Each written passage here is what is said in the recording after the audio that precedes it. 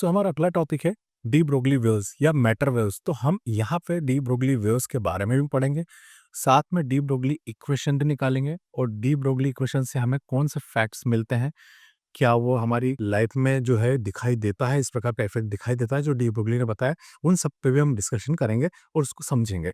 अब यहाँ पे डी ब्रोगली वेव्स या जिनका नाम होता है मैटर वेव्स, इनको समझना है। तो देखिए, हम इसका इंट्रोडक्शन हम करें।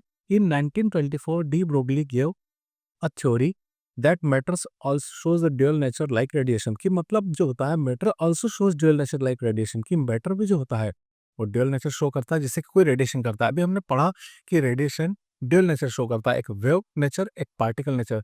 तो यहाँ ये बताया जाएगा कि जो मैटर होता है उसका भी नेचर ड्यूअल होता है।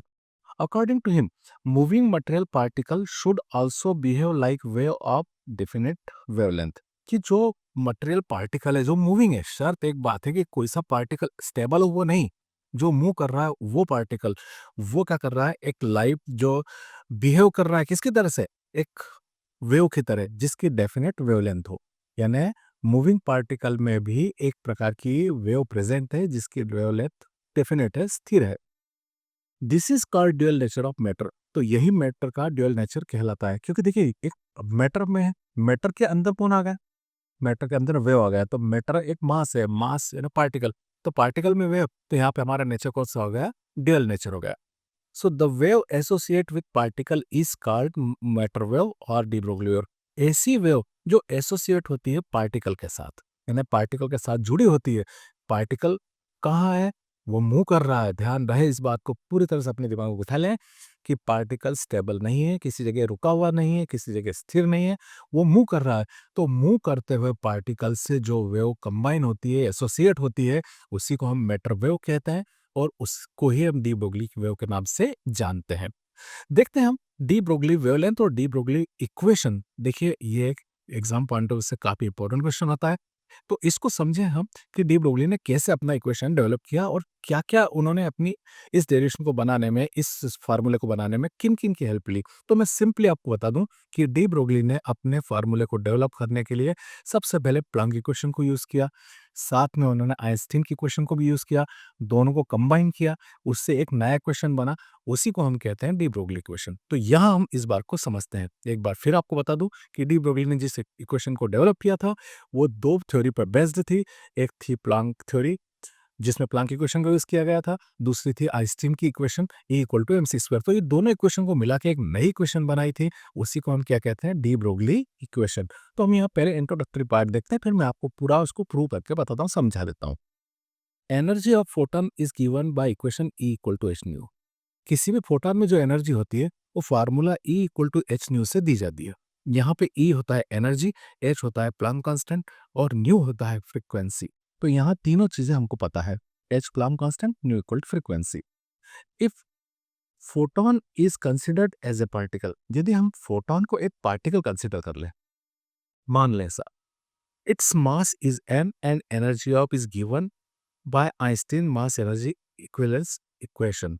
तो इसको हम क्या मान ले, पार्टिकल मान ले और उसका मास क्या मान ले, m मान ले। तो इस इक्वेशन के द्वारा जो आइंस्टीन की मास एनर्जी इक्विवेलेंस इक्वेशन कहलाती है वो क्या होती है, E equal to mc square.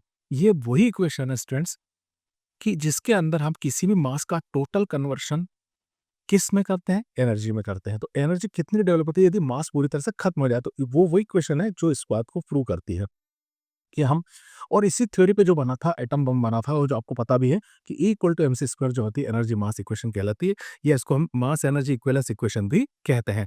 तो इन दोनों इक्वेशन की इन्होंने हेल्प ली, किसकी, एक तो प्लैंक की equation E equal to h nu और एक Einstein equation E equal to mc square.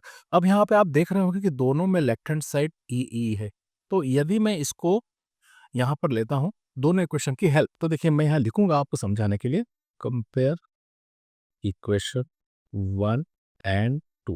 ये हमने इक्वेशन 1 और 2 को कंपेयर कर दिया। तो लेफ्ट हैंड साइड इक्वल है तो right hand side obviously equal होगी। तो वो क्या आ जाएगी, वो देखिए आप, h nu is equal to mc square. ठीक है, समझ में आ रहा है कैसे हुआ, ये एच न्यू और ये mc स्क्वायर, ये दोनों कंपेयर हुए। क्या आप ये कह सकते हैं कि इक्वेशन 1 से इक्वेशन 2 में हमने ए की वैल्यू रख दी तो भी वही इक्वेशन मिल जाएगा हमको, वैल्यू रखेंगे तो। अब यहाँ आप देख रहे हैं कि न्यू है हमारे पास, और न्यू के लिए हम सभी को पता है कि न्यू में क्या होता है, देखिए न्यू की वैल्यू होती है सी अपॉन लेमड़ा। अब न्यू फ्रीक्वेंसी है, c velocity of light in air, तो ये सी है और लेमड़ा क्या है, वेवलेंथ है। तो न्यू की वैल्यू मिल गई हमें सी अपॉन लेमड़ा, यहाँ पुट कर देंगे न्यू की वैल्यू, तो एच न्यू की value c upon lambda is equal to m c square. अब सिंपल सी बात है, आपको यहाँ दिख रहा होगा कि मान लीजिए मैं इसको कैंसिल करता हूँ, किसको, यहाँ सी दो बार है, देखिए यहाँ पे सी आपको दिख रहा होगा, है सी स्क्वायर है और यहाँ सी है, ऑब्वियसली सी दो बार है, एक बार हम कैंसिल कर देते हैं उसको, तो ये मैंने सी का स्क्वायर इस सी से कैंसिल कर दिया। अब देखिए आप कि वो हमें क्या दिख रहा है, हमको मिल रहा है h upon lambda is equal to m into c. अब एक फार्मूले की बात करें हम, देखिए सिंपल सी बात, एक फार्मूले की बात करें तो वो क्या है, देखिए momentum is equal to mass into velocity. तो मोमेंटम क्या होता है, p होता है, मास क्या होता है, m, और वेलोसिटी ऑफ लाइट क्या होती है, c होती है। तो यहाँ पर m इंटू सी। हाँ, एक बात ध्यान देना, यहाँ वेलोसिटी में c ले रहा हूँ, यदि मैं इसकी जगह कोई पार्टिकल यूज करूंगा, वर्ड यदि पार्टिकल यूज करता हूँ, तो वहाँ वेलोसिटी c नहीं आएगी, क्योंकि पार्टिकल के लिए वेलोसिटी v आएगी, क्योंकि उसकी वेलोसिटी डिफरेंट होती है। और ये जो लाइट की वेलोसिटी इन एयर और इन वैक्यूम, एक कांस्टेंट वैल्यू है जिसको हम कह रहे हैं c, तो p की बजाय mc हो गया। अब देखिए यहाँ पे mc की टोटल वैल्यू हमारे पास क्या आ रही है, p आ रही है, तो हम इसको लिख सकते हैं यहाँ पर h upon lambda is equal to p।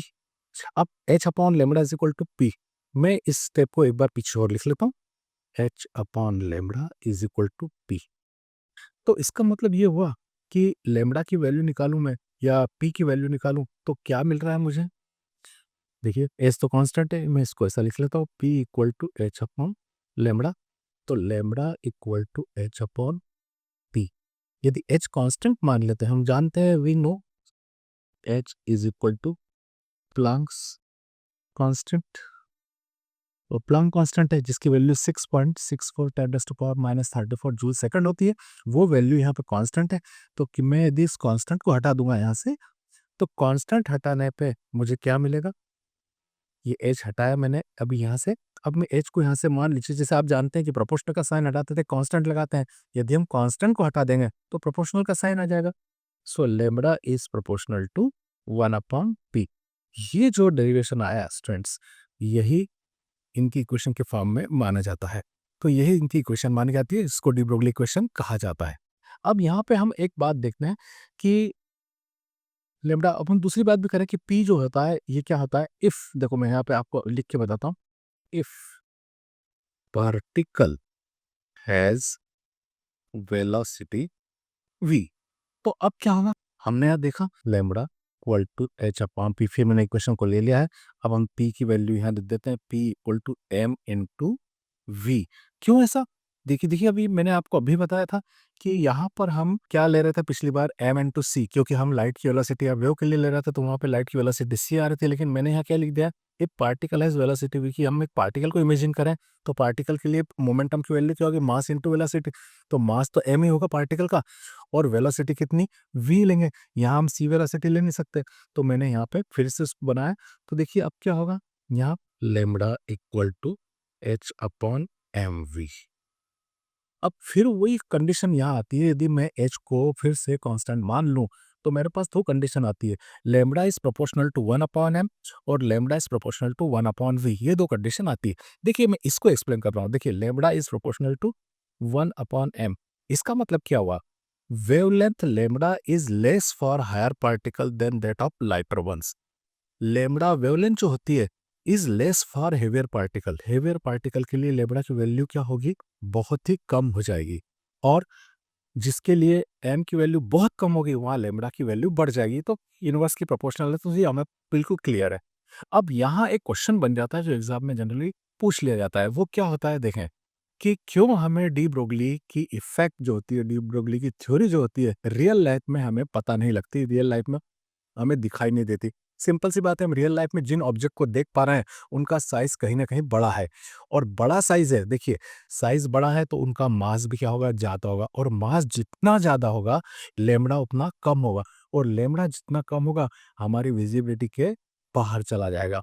तो हमें इसलिए वो चीजें दिखाई नहीं देती, क्योंकि हम उन्हीं चीजों को देख पा रहे हैं जिनके मासेस बहुत ज्यादा है। तो इसलिए ये डी ब्रोगली इफ़ेक्ट हमें रियल लाइफ में कहीं ऐसा दिखाई नहीं देता है। दूसरी फैक्ट को हम देख रहे हैं, जैसे यहाँ हम देख रहे थे कि लैम्ब्डा इज़, कि देखो लैम्ब्डा एच कांस्टेंट है, एम को हमने यूज़ कर लिया, तब क्या हो रहा है 1 upon v. So lambda is proportional to 1 upon v, lambda is proportional to 1 upon v. अब मैं यहाँ वेलोसिटी की वैल्यू को 0 रख रहा हूँ। देखिए, यहाँ वेलोसिटी की वैल्यू मैंने 0 रख दी, तो यहाँ 0 रखने पर 1 अपॉन 0 दैट इज़ इन्फिनिटी, तो हमको इन्फिनिटी मिल रहा है। तो यहाँ क्या शो हो रहा है कि लैम्ब्डा इज़ इन्फिनिटी, लैम्ब्डा तो इन्फिनिटी होता ही नहीं है। तो लैम्ब्डा इन्फिनिटी कहाँ तक ले जाएँगे? और यहाँ पे क्या कहा है, पार्टिकल की वेलोसिटी 0 कर दी, यानी इसका मतलब तो ये हो गया कि पार्टिकल अपनी जगह पे रुका हुआ है, वो कहीं मूवमेंट नहीं कर रहा है, क्योंकि मूव करेगा तभी तो वेलोसिटी आएगी। और हम यहाँ कह रहे हैं कि हम यदि वेलोसिटी को 0 मान लें, 0 मान लें, पार्टिकल वहाँ पे ऐसी कंडीशन में कि वो चल नहीं रहा है। So de Broglie wavelength is only associate with particle which are moving. तो डी ब्रोगली की जो वेवलेंथ होती है वो सिर्फ उन्हीं पार्टिकलों से रिलेट करती है जो क्या कर रहा है, मूव कर रहा है। जो स्टेबल पार्टिकल है अपनी जगह पे, उनसे वेवलेंथ का कोई रिलेशन नहीं होता। तो ये दो फैक्ट आप जनरली उस इक्वेशन के साथ जरूर डालिए, क्योंकि स्टूडेंट जनरली क्या करते हैं, उसको यहाँ तक निकाल देते हैं, ये बातें भी नहीं बता पाते वो। तो वो क्या करेंगे, इतना करेंगे, लेकिन आप जब इतना एडिशनल उसमें अंदर प्लस करेंगे तो एक अच्छा प्रभाव पड़ेगा, एक अच्छा इम्पैक्ट आएगा कि आपको पूरा आंसर अच्छे से कंफर्म है। और ये जो चीज़ें अच्छे से आपको समझ में आ रही होगी कि मैंने क्या बताया आपको, डी ब्रोगली इक्वेशन क्या थी, कौन-कौन से फैक्टर उसको अफेक्ट कर रहे थे, वो हमें रियल लाइफ में क्यों उसका इफेक्ट दिखाई नहीं देता है, सारी बातें आपको समझ में आ गई।